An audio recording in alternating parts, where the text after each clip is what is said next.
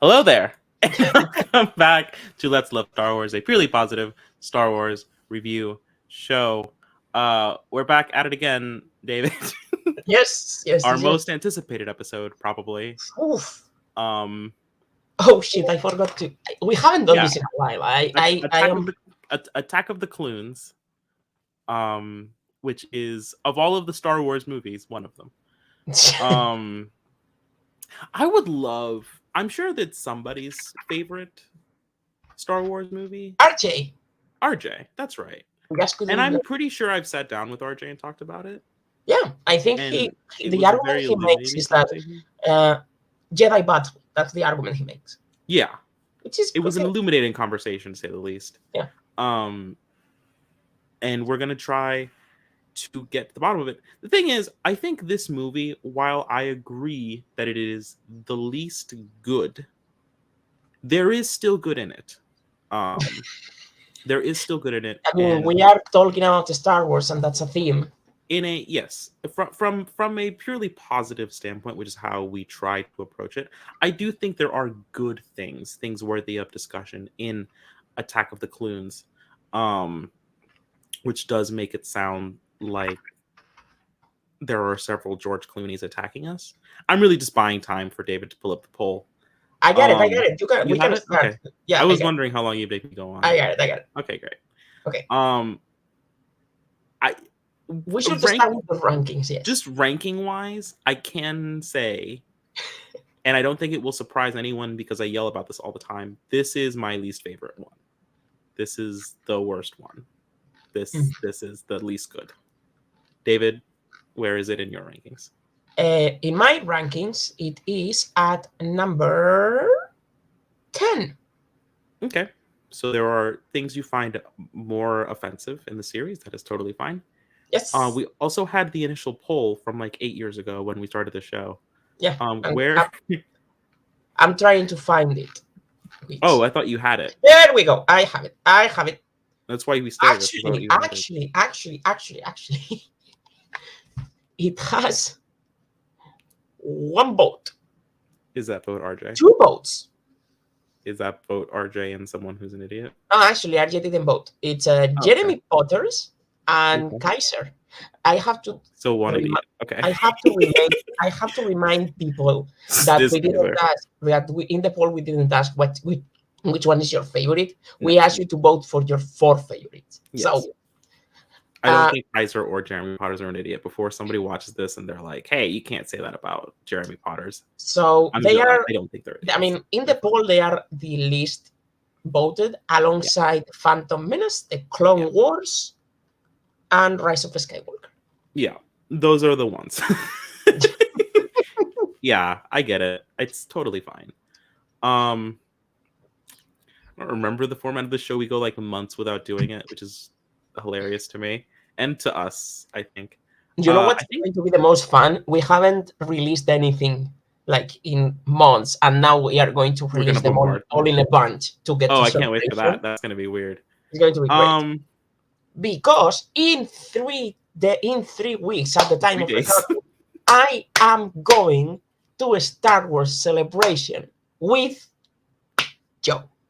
So we have tried. We are not going to talk about it in the Return of the Jedi episode because we didn't know that yet, I think, when we recorded it. So we have tried really hard to keep up the illusion of recording schedules. Right. And we have blown right past that. Okay, cool. Yeah, we recorded our last episode like at the beginning 4 of months ago. More than that, I think. No. We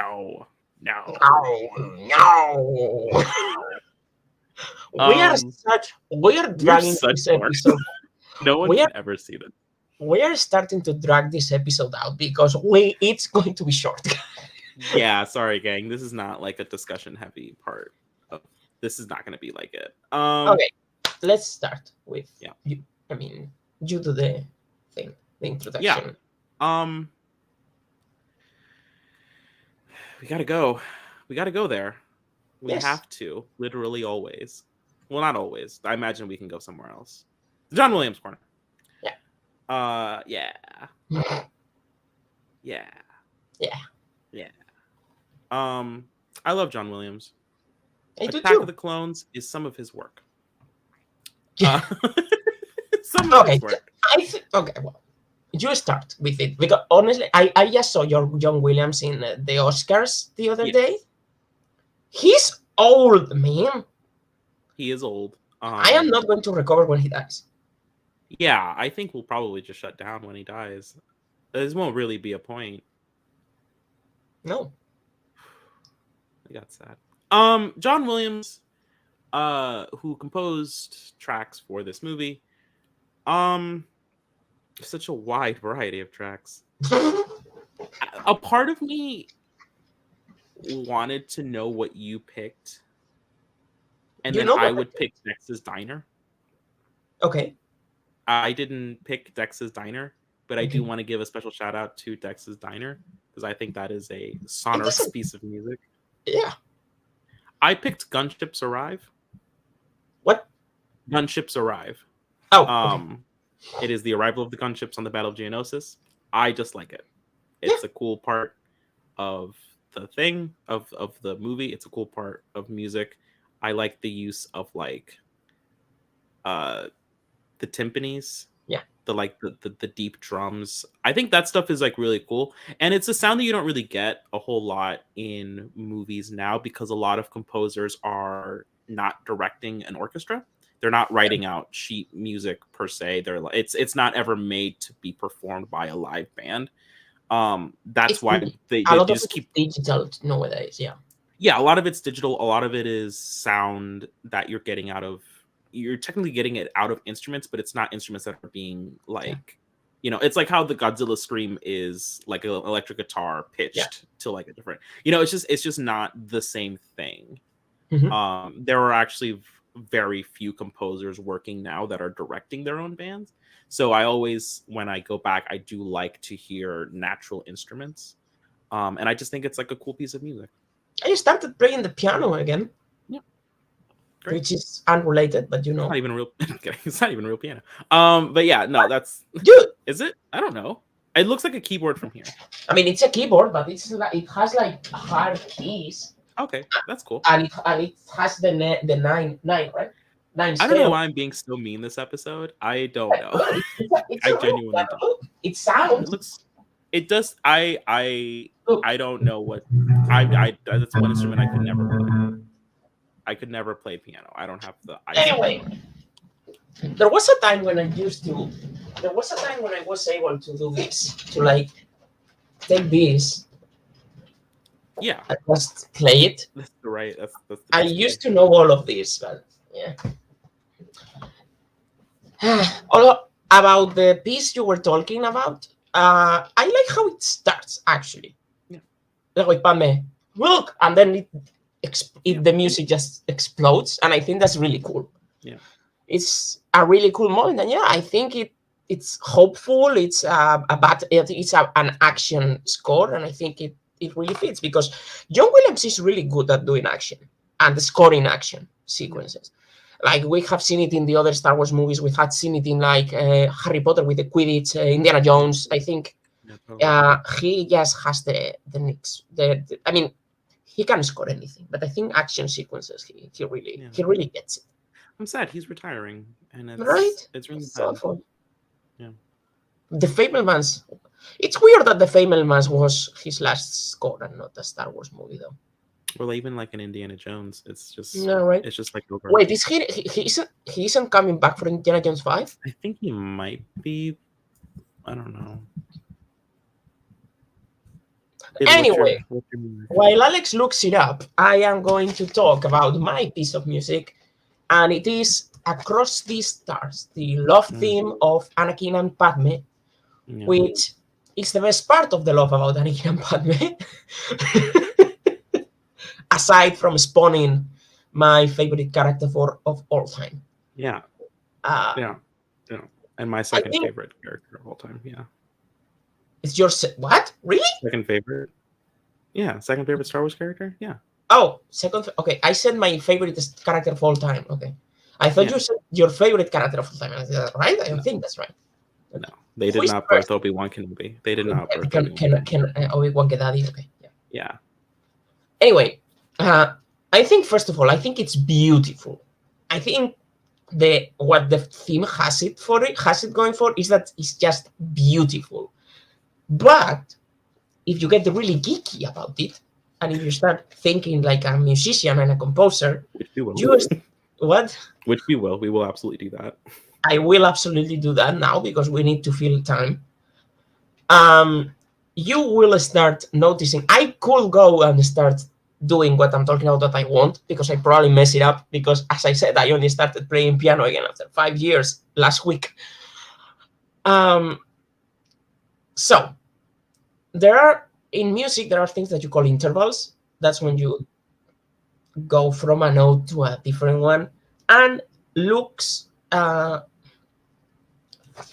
don't know how to call stuff in English. So looks, theme, which, what? Theme? No, not that. Looks, theme, starts with an interval, okay? Mm-hmm. And I'm not talking about the Force theme or the Twin Suns, because we have to remind people that Luke's theme was supposed to be the Star Wars theme. Right. So that theme starts with an interval of fifth, and the Leia's theme starts with an interval of sixth. And between that, there is a note that's the sixth minor. I think that's how you call it in English. And this theme starts with that, which means that's the tone where the songs are set. So fifth, right. Sixth.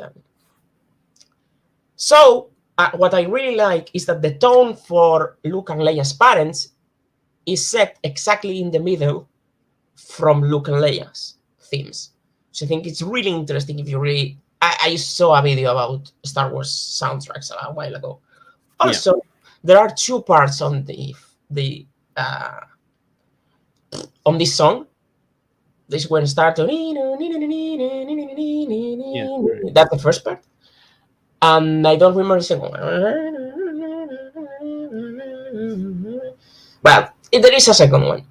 So in the first part, you get like the same rhythm or the same like structure of Luke's theme, while in the second part you get a figure that's basically finishing a compass in a weak note and then repeating it harder in the first compass, in the next compass, which is featured a lot in Anakin's theme and Darth Vader's theme, and in Leia's theme. So you have parts of Luke, you have parts of Leia, and then the tone is in the middle of both of them. And I think, even that not only is it really beautiful, but John Williams was able to compose a theme for Luke and Leia's parents, taking parts of both their sons, of both their children, while making it sound completely different but similar at the same time. And I think it's a sign that John Williams is a fucking genius. Oh yeah, this is as you were sitting there talking, I was like, this is brilliant, because it really does show. It actually shows the difference in how we think as well. Because I was sitting here with a rant about how no one directs bands anymore for film, and also like these are the instruments that I like to hear, and these are the sounds that I like. And you're like, here's the structural breakdown of the music. Here's a music theory lesson. I am a geek. I'm a geek. I'm a soundtrack geek. Like, I really like getting little soundtrack Easter eggs, like when in Justice League, the Joss Whedon one, when Superman punches Steppenwolf, the little Superman theme plays. I love getting those little Easter eggs. Right. And also, I am a musician. Well, yeah, and I think we both have a music background, but it really shows how different those like educations were, because I like never really cared about the composing side of it. Right. I never, like, that's just not the part. I liked making the music. The music was always the part that I found really interesting. I didn't know you were a musician. Yeah, I've played several instruments. Really? Yeah. What did you play? Weirdly enough, one of the ones that I played was the drums. So like that's why I noticed things like that. And you I could never get a handle on the piano. Melodic instruments, I tried really hard with them. I got okay at some of them, but it was just never my my forte. And sheet music is one of the most annoying things in the world. So that is why we think differently. Particularly, actually, this has nothing to do with anything. Piano sheet music is the worst. I can't read it. It's one of the only. It's sheet music that I specifically cannot read. I don't. Left and right. Don't Americans write music differently? Like everything? No, I've never measurement, height, weight. I think you guys do everything. It's very possible we're doing it the hard way. Anyway, yeah. Don't you use letters? I think you use letters. Don't you use letters for music? I mean, notes have letters, but we use that to describe like pitches. We don't use it to like, yeah. Show me this. Oh God, we're really stretching for time. Okay. Show me. Yeah. Yeah. So when you are taught like basic band, show me the sheet music again. Right. This is where we going off track today. No, but like this is important because it actually. Look at that. So when you learn like basic music theory here, like if you're starting like grade school or middle school band, you are taught that at like every single one of those notes will have like like an A, B, C, D, E, F like value to it, right? We don't do that. Right. Yeah, I imagine that's probably where this disconnect is coming from. That is why I can't read piano, is because I try to extrapolate. My brain couldn't process the information the amount of time that I had to play the notes. Right. And I couldn't, like, it just doesn't, it doesn't work. That's not how my brain works. My eyes are bad. My hands are worse. I can't do it. Anyway, yeah, beautiful pieces of music. It really shows the complexity of how John Williams thinks about this stuff. John Williams may have thought about it the most, actually. Totally. Because, I mean, a simple piece of music would have been enough. Like, if John Williams could have just made a romantic piece of music, but he had the wherewithal to go, no, someone will be listening to this and they might get more out of it. Yeah. If it's there. And it's always better for something to be there than for something to not be there. Yeah. I completely agree. Yeah. John Williams, just the best. Just great. Just amazing. It's gonna be really weird to talk about. Do you know when you are reading a book or watching a picture or talking or reading about a book or reading about a picture, right? And people are like, so I'm sure the artist with this thing, they meant to do this and this and this. And I think 50% of the time that's a lie. I think half the time they're like, I am pretty sure if I ever publish my book, I'm pretty sure people are going to be like, so I'm pretty sure in this piece, making this character like this, he's trying to represent this. And I'm like, it's just cool. I just liked it. I saw. But I really think with music, especially with these type of things, it cannot be accidental. Yeah, I think it is much easier to do less work when you're talking about music. Yeah. You could do less work in film and get a very surprising result, whereas you can just write a couple notes down and it'll be fine.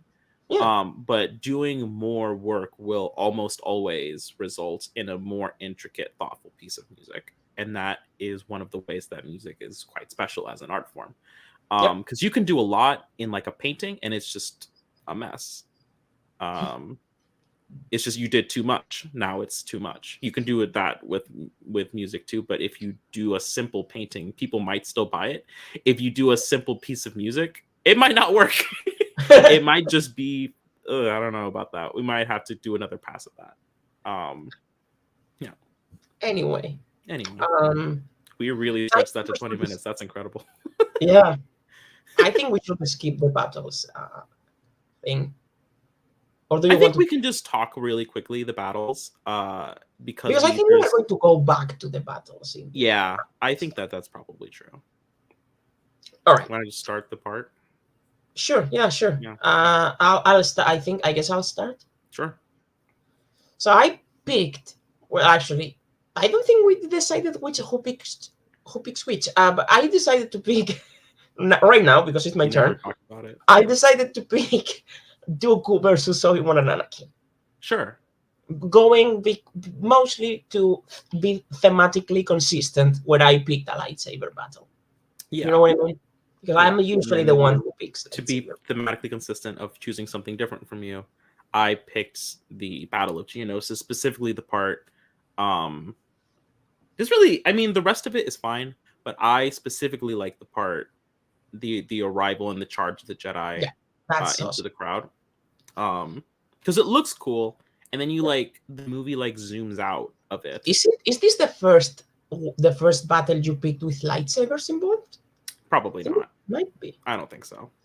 I think in order maybe, but I don't Maybe. even that. I don't know. I don't think that's the way. I don't think so. Okay. Well, no. As I was saying, is I like the way it looks cool as they're charging, but then the movie kind of zooms out, and you go, "Oh, there's maybe 3 dozen of them." There's not. Yeah, they are massively massively outnumbered. This is not going to end well. I like that part of it where you get one idea of oh, we're gonna maybe make it out of this, and then you're like, I don't know about that. Not everybody's gonna make it out. Yeah, the Battle of Geonosis. Anyway, that's that. Do you remember when we were talking about Percy Jackson's final battle, where there are 5 cavalry moments? Yeah, it's a lot like that. Yeah, they have Actually, I was gonna pitch this idea, and we might as well just do it now because you brought it up. I think we should do a Let's Love Percy Jackson. As it comes out. Sure. Yeah. I meant let's do a Let's Love Percy Jackson as the books. The books, okay. Because I don't know if people in this community are going to watch a show at books. Okay. Okay. No. Hey, look, dude. Okay. No. We are in a movie community. I'm not saying people don't read, guys. I am not. That came out really wrong. I'm gonna put a call out. Okay. Why not? Okay. Yeah. So I guess actually we're gonna get back to the battles kind of intermittently, but I'm gonna start with my first point. I'm going to talk a little, if you don't mind, about mine because I didn't get to. Sure, if you want. I think the fact that I always like when in battles when it's clearly somebody's toying with somebody else. Sure. If that makes sense. Not going back, but you'll probably. I was going to say going back to one of our most famous moments in this taping. No? What? What? Somebody toying with someone in a fight. Going back to one of our most famous moments on these tapings. No? No. No? Oh, no? yeah. I mean, yeah. Sure. They haven't seen it yet. This is a lot like that. And I think Dooku's lightsaber style is just. Ooh. I promise you, we could have gotten back to it. I promise you, we could. Okay, yeah. Okay, go ahead. Christopher Lee. Let's start with the random stuff. Yeah, Christopher Lee. Oh, right. Who was my first? I think he really is the glue that ramshackly holds this kind of thing together. He's probably the most interesting part to me. He's one of the best castings that they ever got for this franchise. I would say a top 5 maybe casting choices for the franchise. That would be a hard video to make. We can make it. There's just 2 of us. But yeah, I think that he brings a certain amount of weight. Yes. Reputation. Yeah. Star power. It's not even about. I mean, yes, star power, obviously, but This movie doesn't. I mean, it has Sam Jackson, it has Ewan Yeah, McGregor, he it is has a Natalie veteran. Portman. He does the same that I guess Ian McKellen does for the Hobbit movies or the Lord of the Rings movies, or Alec Guinness did I was for gonna you know. maybe Alec Guinness is maybe a good example. I was actually thinking more of like an Ian McKellen in X-Men? like an X-Men kind of a thing, Fair. where like for a franchise that is like, at least this entry of it is like a little bit lowbrow. There's like a classy, there's like a class actor here to like liven things up a bit. And they give him his own like subplot. They give him his own like in like Obi-Wan's like investigation. They give him a kind of like sadness and a kind of like this. It's like really funny that this is played by kind of like an older actor, somebody who was what 60, 70 something at the time. I have no idea. Yeah, who's an older actor, Yes. but still like kind of killed it in the role of like when it's just him and Obi-Wan talking, and he's like, I'm in trouble. I don't know how I got this deep, man. And like he's very clearly like just messing around. Like it's not he's not actually gonna flip on Palpatine with Obi-Wan. He's just not. But it would be cooler if Obi-Wan was there with them. Like that would be a cool get for that side. He's like just putting feelers out. Like you know what I mean? And then to fit all of that. Yeah, he's just, hey, what if we took over the galaxy? You have a minute to talk about our Lord and Savior, the dark side. Our Lord and Savior, the dark side. And then to complement all of that, he got this very specific, very distinctive dueling style. That's gentlemanly. Yeah, and that's how they how they describe him. He's given the rare count of he's given the rare title of Count, and he's given this like but that is because he is a count. No. But like nobody else, like it's distinctive when someone has titles. Like when someone is a queen, when someone is a princess, when someone is a count. There's only so many of those that we get. Right. And so they give him like political influence, this idea of like he's an idealist. He's supposed to be the head of the separatist movement. Right. And they give him that, and they obviously like this is somebody who's threatening on one side of things, and then he like basically destroys the heroes, the people that you've been with this entire time, in a fairly simple like 2 minutes. Like it wasn't particularly difficult. And he smiles like yeah. He's having, and he's, to him, this is like playtime. Like this is all right. I think one of the best moments of the movie is when Anakin's like, I attack now, and he was like, yeet. Yeah. One of the okay. Like it would have I don't know, it's just like it's a cool performance. Yeah. Also, as a side note, I forgot, but I looked it up. Count Dooku, I knew it was Form 2 of lightsaber battle, but I don't remember the name. That was Makashi. I don't remember the name. Sorry. Yeah, Makashi, Form 2. Anyway, well, you talked about subplots, okay? So I want to give it a shout out to like the whole Obi-Wan's investigation subplot. Oh, sure. Because I think it was the first time we actually saw a Jediing, if you know what I mean. Because usually how it worked was like, okay, you have a mission, go. Right. Just, go. This is the first time we don't the legwork. Yeah. Of being a Jedi. He started with a fucking saber dart, and then he discovered the planet. Yeah. So. Right, and that's actually one of the things that I was going to talk about is what do Jedi do? And you get more of that. Yeah, exactly. Yeah. Also, I think one of my favorite sequences and like dialogue and everything is when Obi-Wan arrives at Camino and Okay. he's like, Oh yeah. okay, I'm here. I'm going to fill it out, see Yeah. if I can get them to talk a little and see what I can Master find. Jedi. Come on in. And so you are here to inspect the troops, right? And yep. Yep. Mhm. Oh, that's a shame. He will be really, really pleased with the army. Sifo-Dyas. Yeah. Um, Army. army? Army. What? Mhm. Hmm? You are here for the army, right? Mm-hmm. Yep, yep, yep. That's why I'm here. Mhm. I'd love to talk to anything. I'd love to see what's going on. Yeah. Yeah. And it's yeah, I do that's one of the things I was gonna talk is what do Jedi do? And that you get like more of a range of what it is that they do. Obi-Wan's investigation is like obviously a huge part of that.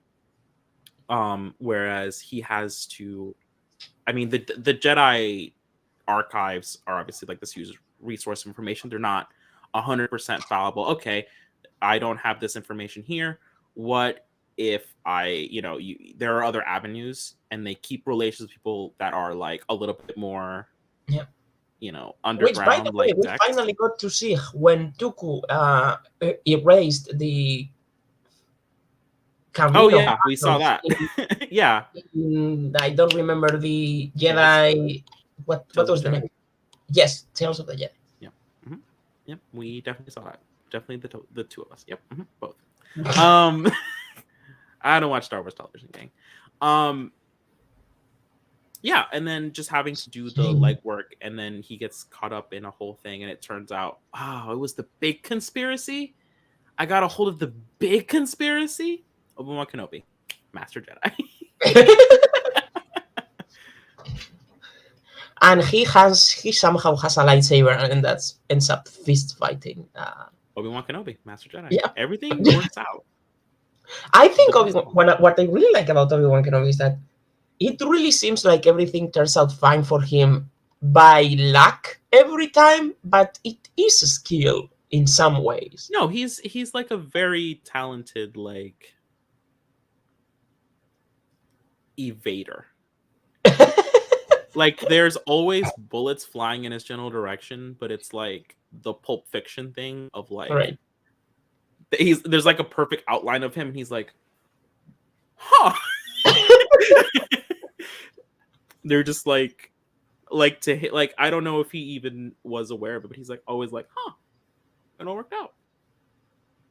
Perfect success. Yeah, just perfectly Gimliing it this whole time. We are not going to talk about Padme's outfit. We're not talking about Padme. I would like to talk about Padme for 1 second. Okay. Padme, not a strong movie for her. No. But what I will say, and it is the only part of this relationship that I approve of. Okay. At least in terms of this movie, the only part of this relationship that I can approve of is that Anakin is having a clearly weird, horrible time, and she's the only one that asks him if he's okay. Okay. He's the only one in the entire movie to try and take care of this person who is clearly having a terrible week. Honey, or a okay? terrible couple. Honey, are you okay? Are you okay? Yeah, I don't really have anything against the character of like Klieg Lars. I don't really have anything for it, but I don't have anything against. I don't really have anything against the character of 3PO in this movie. But will someone give this young boy a glass of milk? Like Right. he's having a really hard time. Yeah, your mom, she got kidnapped. Sorry about that. We went out looking for her, but I got hurt. And we had to And Padme gives him a hug. Yeah, Padme's like, oh shit, oh boy. That And sucks. he's clearly like a distressed young individual. He comes out, and like nobody should have to be put in the position of he rides out and then rides back in the night or in the morning, and he's like, I just murdered several people. No one should have to be put in that position, Right. but props to her for trying to handle it and not make it worse, because it could have been worse almost immediately. And she's like, okay, well, you're getting your mom out of there. It's hard calls either way. I'm sorry about that. That sucks, buddy. It's, someone's trying to take care of this very strange, confused young man with a lot of with the power of destroying a lot of things. Yeah. Oh, and Anakin is very easily the most dangerous thing around for Miles. Mm-hmm. And he's going through a really weird time. And I just want to thank someone for really taking a bullet for some of us, if you know what I mean. Or a choke. Or a choke. Yeah. Well. So, yeah, shouts to Padme for trying to be compassionate in a series that is a lot of like. Well, what I mean is that it's a lot of fantasy. Like, I think fantasy sci-fi is a hard place to put emotions. Yes. Which is why there's not a lot of it. If you know when they are, it's great.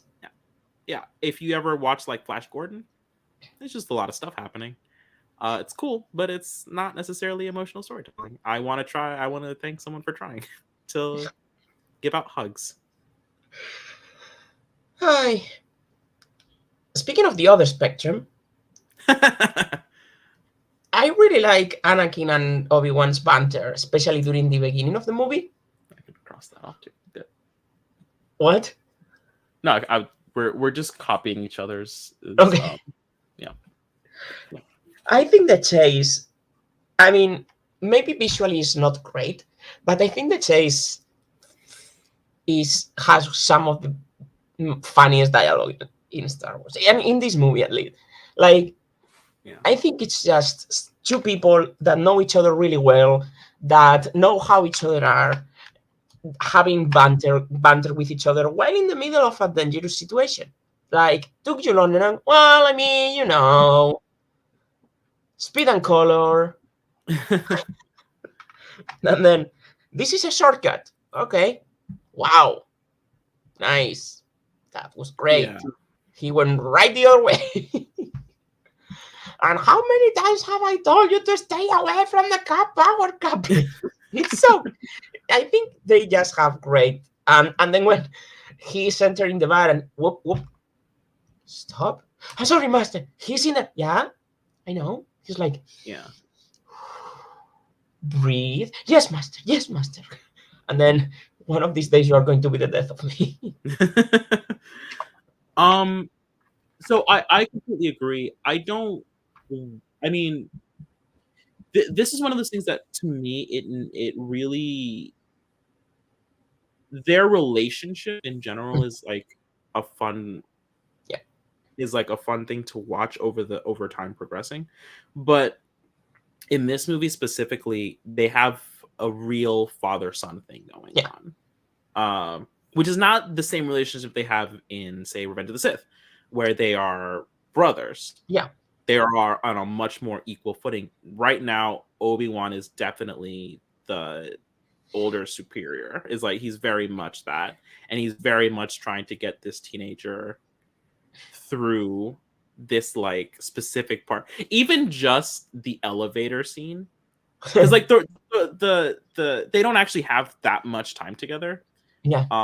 But even just in the elevator scene, hey man, will you calm down? We're about to... Do not embarrass me right now. You're sweating. Why are you sweating? Like, it's like a very... And then he goes right up and goes like, you're pretty for a senator, I guess. You grown up. Yeah. And like, I don't know that they would have ever, and they never really would have had the conversation of like, Master, how do I get a girl to like me? They never would have had that conversation. No, because that's not allowed. That's not a thing. But like, it shows that they never had that conversation. It really shows. because like Ewan McGregor's charm would have rubbed off on him if they had ever been in that situation. But like that relationship type is not one that's like super common. Again, for fantasy movies, the dad dies.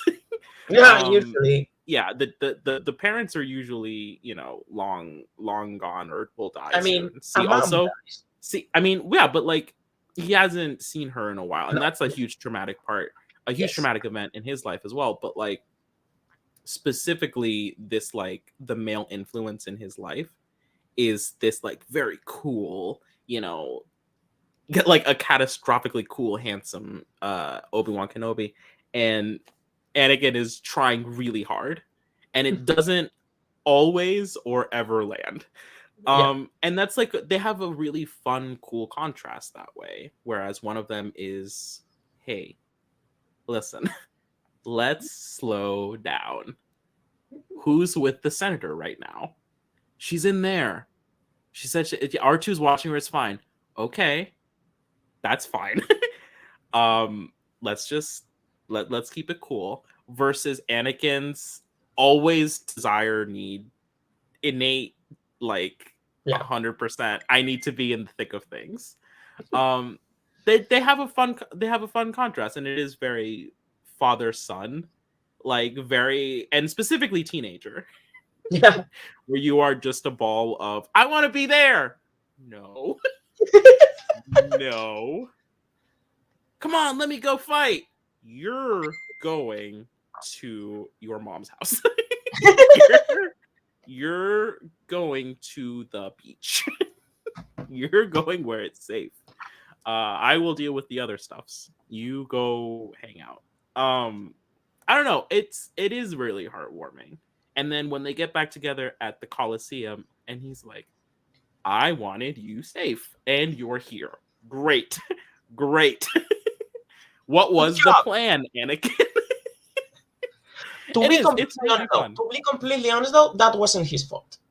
No. I'm not saying it was. That was 100% Padme.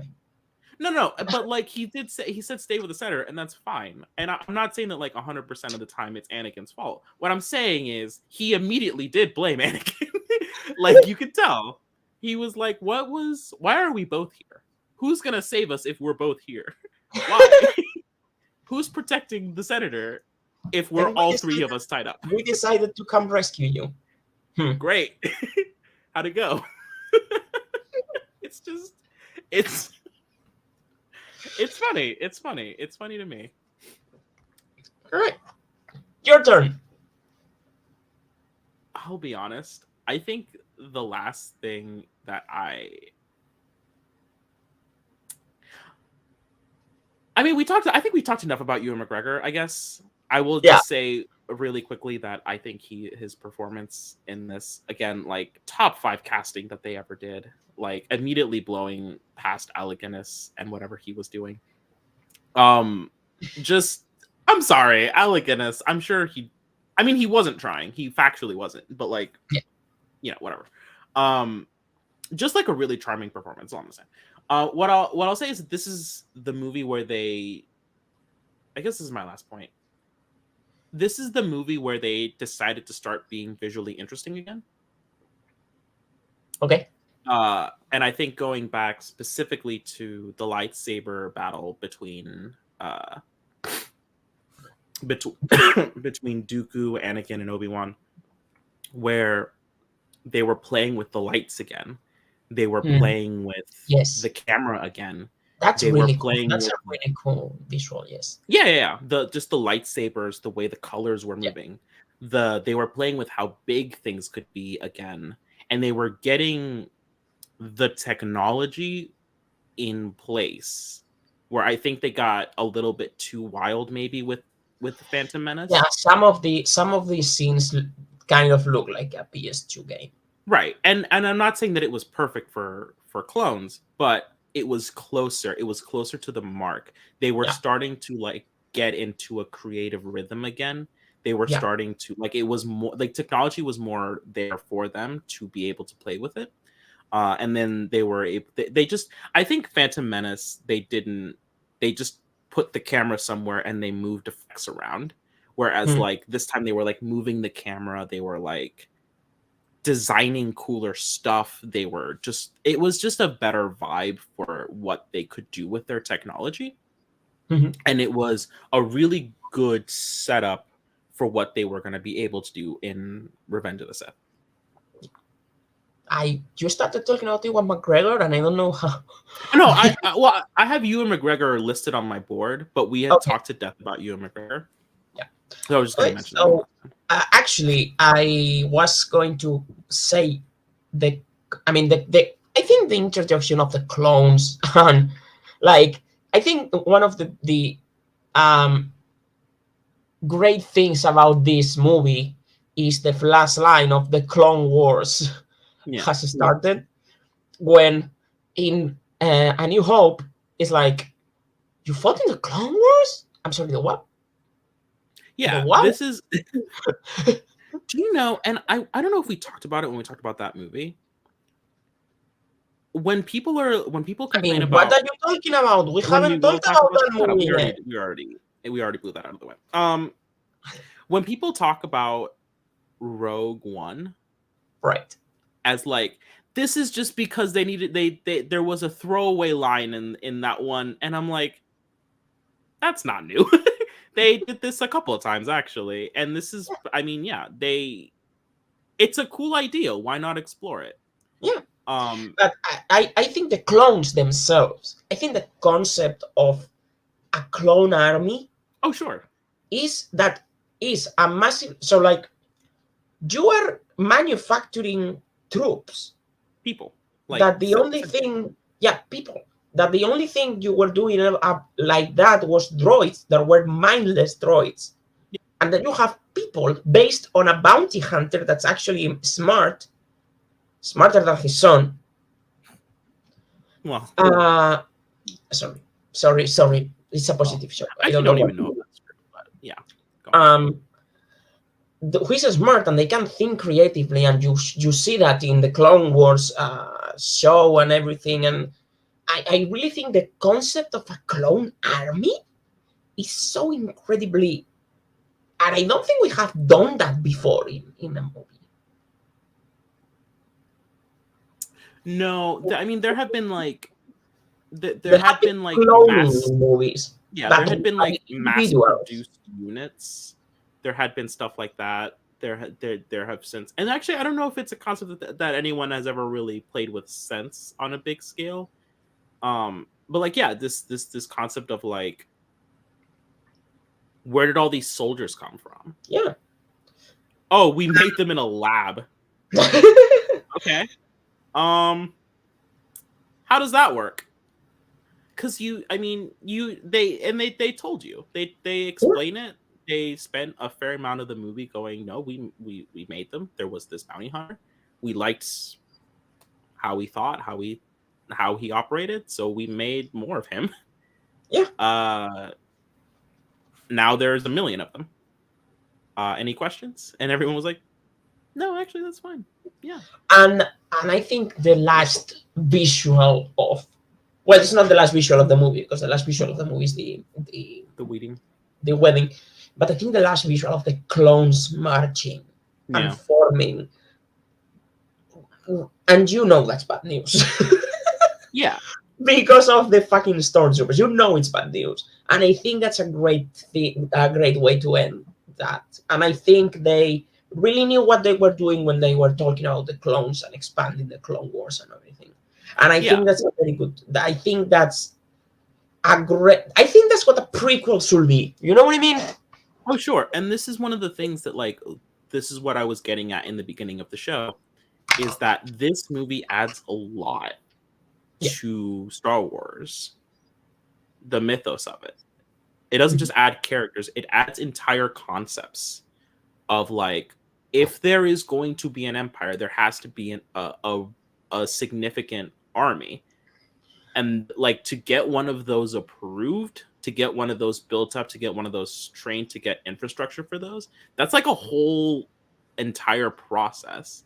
And because it's fantasy, because it's science fiction, you can just write around it. You can just say, well, we did it in secret. Somebody did it somebody approved it. It was shady and weird, but we We have them hit now. We hit a planet. Yeah, we hid a planet. That's what happened. Yeah, literally, we hit the It planet. was a plot. And no one is ever like, that doesn't work. That doesn't make sense. Only ever people are like, okay, that was cool though. It's cool. I don't. That's not really what people are complaining about in this movie. Just, oh, cool. Clones. And you know what? That's probably how they reacted when they were like, we have a clone army. Cool. People were like, the fans were like, when did that happen? Huh. There's a lot of them. Cool. Oh, we win this war that we're now in.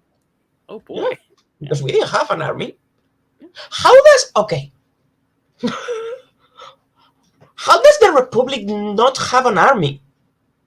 I think like all the systems probably have like a like the Naboo had like a kind of military. I think the Naboo is not a good example of that. No, but they had like pilots. They had like aircraft. They so had, it was supposed to be every planet from the Republic just give stuff and fight or something, I guess. Yeah. Okay. I mean, don't make me get into. No, that's fine. That's fine. That was my last point, so we can end it if you want. Yeah, I mean, we can end it. I was just gonna say that, like, in other mediums that I have encountered Star Wars in, like video games and stuff, that usually whenever a war comes to the Republic's always like, what do we do about this? Why? Okay, who's gonna lead the army? Oh god, a planet fell. Oh god, another planet fell. Quick, somebody. Jedi help. And then they throw Jedi at the problem until something happens. Yeah. But yeah, it's probably cooler to have an army than to just do that. Oh no, we lost 13 planets. Help us, Robin. You're our only hope. I was wondering what you were talking about. Yeah, help us, Robin. The Mandalorians are come.